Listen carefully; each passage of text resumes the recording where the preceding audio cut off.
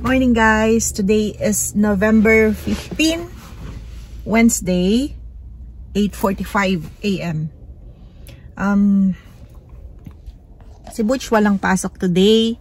Tapos ang plan namin today is lalabas kami to check dining table kasi yung dining table na in-order namin is kinancel na lang namin kasi indefinite daw yung date of arrival niya dito sa New Zealand. So, yun, ang suggestion nila is for us to cancel na lang. And yesterday, ayun nga, so nag-cancel na kami ng order namin for the dining while yung other furnitures namin delivery is today. So, nag-aantay lang kami ng notification as to what time darating yung delivery. So, we'll keep you posted, guys. Hey, guys! Galing na kami kanina sa isang ukay or op shop dito sa Auckland. May nakita kaming isang tawag dito, yung ottoman, yung maliit lang para sa pag nagtatay ka ng shoes. Yun yung inuupuan. Ano man tawag doon, guys? Sorry ha. Tulog pa yung utak ko. Tapos, nakakuha rin kami ng isang maliit na table para dun sa balcony. Para pag weekends, pwede kaming umupo-upo doon. Pakita ko sa inyo yung train, guys. Ito ang hitsura niya. So, yan.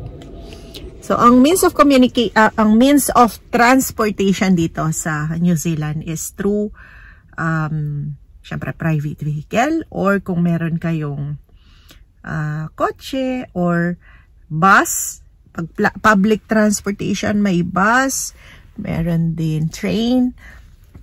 Tapos kung medyo kaya ng bulsa mo, meron din Uber. Pero yung Uber medyo mahal siya, syempre compare sa public transportation. Guys, alam mo, di ko pa natatry mag-commute. So, wala pa akong maikukwento sa inyo about riding a bus. Pero si Butch, since 2 araw siyang nag-commute, nung Monday at saka kahapon, which was Tuesday, na-try na niyang mag-commute. So, maganda naman daw kasi mabilis tsaka hindi crowded yung mga buses dito. Tapos, ano pa bang chichika ko sa inyo? Yan, yung nakikita nyo sa likod. Nilagay namin yung maliit na table. $40 siya. Yan. So, andito na si Butch. Iuwi muna namin itong mga items kasi ang hanapin naman namin is ang dining table. Kasi nga kinancel na namin yung order namin ng dining table. So, I'll see you guys later. Good morning, guys! 21 ng November, mag-aalas 9 ng umaga at ako ngayon ay maglalakwatsa papuntang op shop or thrift shop or ukay-ukay dito sa may Henderson, Waitakere, Auckland, New Zealand. So, ang una kong pupuntahan ay ang Wesdress.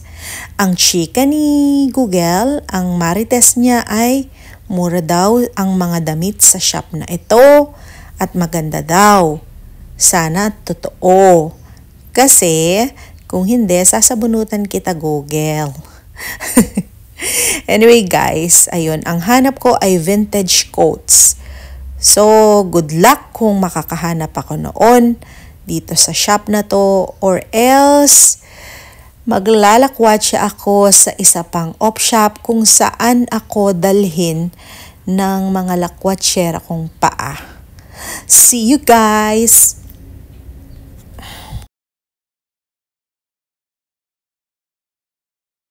At eto na nga yun mga Mars.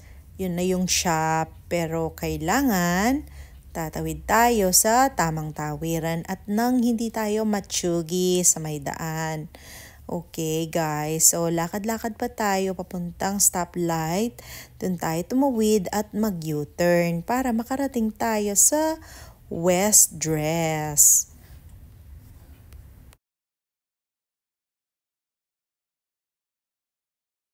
Here guys. Hey guys, nasa bahay na ako. Time check, 11:05. Umalis ako dito kaninang umaga ng bahay around 9 a.m. Yes. Today is November 21, Tuesday. So, ayan. Galing ako kanina sa dalawang op shop, which is West Dressed at saka yung Habitat for Humanity sa may Henderson. So, wala akong nagustuhan, guys. So, look at what I've got. Yan, galing ako sa bakery. Bumili ako ng mga tinapay para sa mga bata. Para may mamirienda naman sila mamaya pag uwi nila. So, yun lang, guys. Kakain muna ako ng lunch. Iinit ko yung pasta na niluto ko nung isang araw. By the way, guys, ito yung favorite drink ko dito sa New Zealand. So, it's energy drink, energy juice, Monster. So, iba-ibang flavor siya. Ito yung mango flavor. So, yun lang, guys.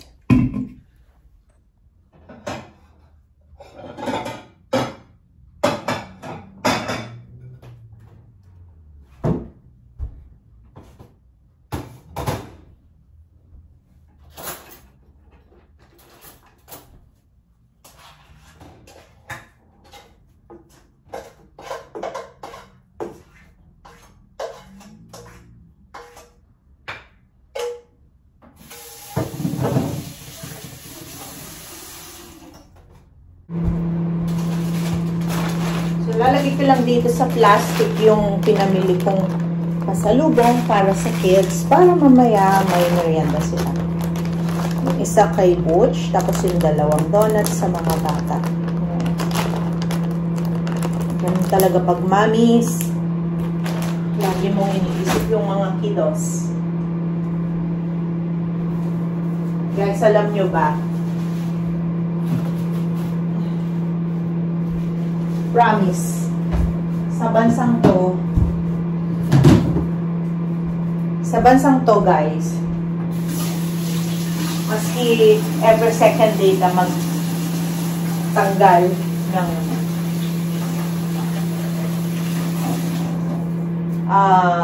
spider web. Ano ba sa Tagalog yun? Every single day meron pa rin ulit.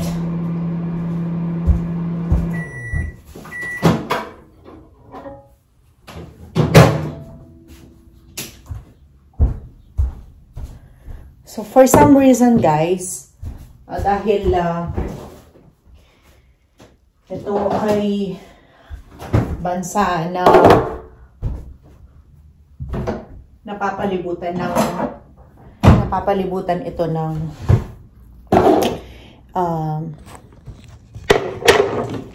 halaman, ng mga puno, ng napakagandang tanawin.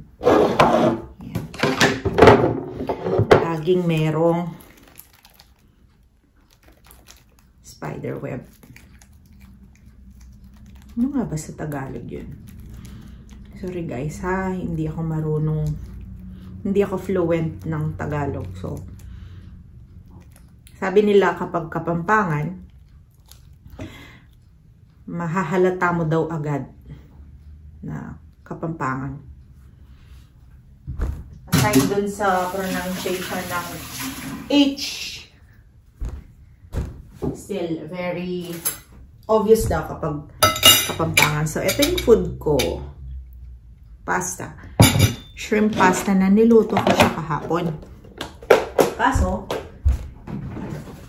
hindi namin na naubos. So, ito yung lunch for today. Mag-isa ko, guys. So, yan.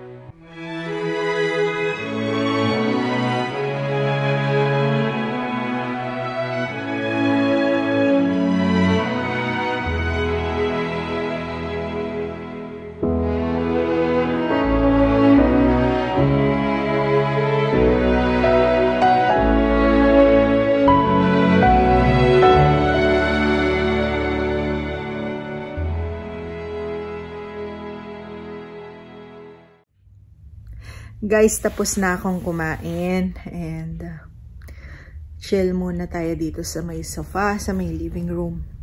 Okay, so I mentioned kanina na nakapag-ukay ako. Hindi pala sila dalawa. 3 ukay shops. Kasi yung dalawa was magkatabi. So, tatawid lang ako, tapos yun na yung isa. So, 3 yung napuntahan kong ukay shops. Yung isa is West Dressed. Yun yung una. Pangalawa was Save More. Save More is more on used furnitures. Pero, last time kasi na napuntahan namin siya, may mga gusto akong nagustuhan akong mga coats yun. So, and hindi naman ako bumili nung time na yun kasi nga ang purpose namin is magtingin-tingin ng furnitures. Yun yung time na kinancel na namin yung dining table na in-order namin tapos hindi daw alam kung kailan siya darating. So, kinancel namin yun and then naghanap kami sa mga ukay shops and unfortunately, wala talaga kaming mahanap na nagustuhan ko. So, ayun, going back, nung kanina, nagpunta ako doon, tinignan ko ulit yung mga quotes na nakita ko last time na nagpunta kami doon ni husband. Ang mahal guys, $50 for a coat, seriously. Tapos walang brands. Kumbaga, siguro kung ganun yung price niya, tapos meron siyang, kumbaga designer siya, malamang kukunin ko siya. Pero kung yung tipong wala naman siyang brand at all, tapos $50 for a coat, no. So, ayun, yung kanina, yung unang pinuntahan ko was West Dressed. Nakita ko kasi siya sa Google reviews. It says na magaganda daw yung damit. Tapos, mura daw. Yun. So, walking distance siya dito. I think it's around 12 minutes. Something like that. So, from bahay, umalis ako ng almost 9. And then, nung pagdating ko doon sa shop, sobrang liit niya guys. Tapos, wala talaga akong nagustuhan. Kumbaga, hindi ko na rin tinanong ang prices kasi wala akong nakita na nagustuhan kong item. So, yun. Tumingin ako ulit sa Google Maps kung ano yung nearest na thrift shop kasi that was too early para umuwi na ako. Kasi, actually dual purpose na rin ang pagpunta ko ng ukay. Una is, of course, kasi nga, gusto kong malibang. Kesa naman dito lang ako sa bahay. So, gusto kong mag-ikot-ikot, maglakad-lakad somewhere here dito sa Henderson para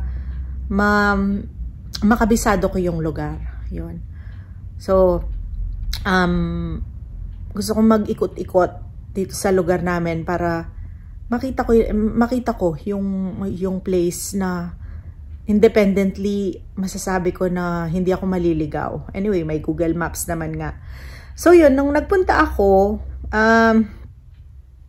wala akong nagustuhan sa West Dress. Tapos, lumipat ako dun sa Save More, which was yung tig $50 yung mga coat. Nope.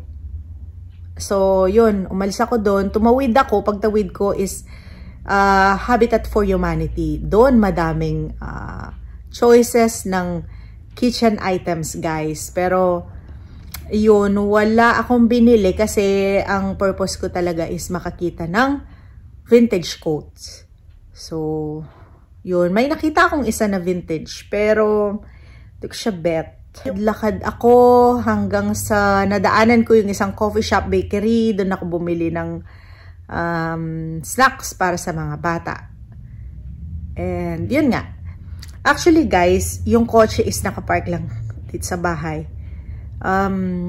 Si Butch, every time na may pasok siya, nagbabas lang siya or train, nagko-commute lang siya kasi mas practical yun na mag-commute kung kunyari papasok ka. Kasi alam nyo guys, dito sa New Zealand, maano dito, matagal yung biyahe kasi nga yung speed limit dito masyadong mababa. So, yung speed limit dito nasa 50, tapos sa motorway 80 lang, ganon. And the reason is, yung lugar kasi dito guys, sa New Zealand is bundok.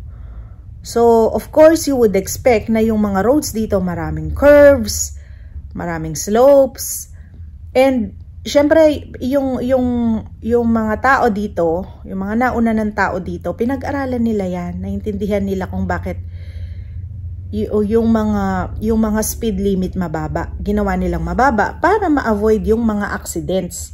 Kasi hindi naman pwedeng maraming curves tapos mataas yung speed. Di ang dami ng mga aksidente, diba? Although meron pa rin naman na nag-exceed sa speed. Siguro yung mga yung kabisado na nila kung saan yung mga cameras. Pero yun, kasi nakasanayan na namin ni Butch ever since na nagda-drive kami sa UAE. We always follow rules kasi we abide by the rules. So, hindi kami nag-exceed sa speed limit. So, sa tagal namin sa UAE noon, umabot kami ng 17 years. Siguro ang speed limit lang na violation ni Butch for all those years, 3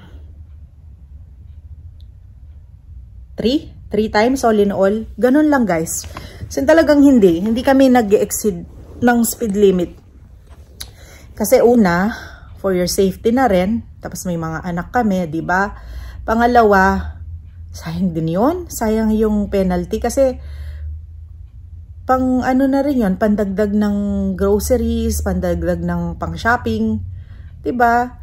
So ang ano diyan, kung nagmamadali ka pala, umalis ka ng maaga sa bahay so that hindi mo kailangan magmadali sa daan.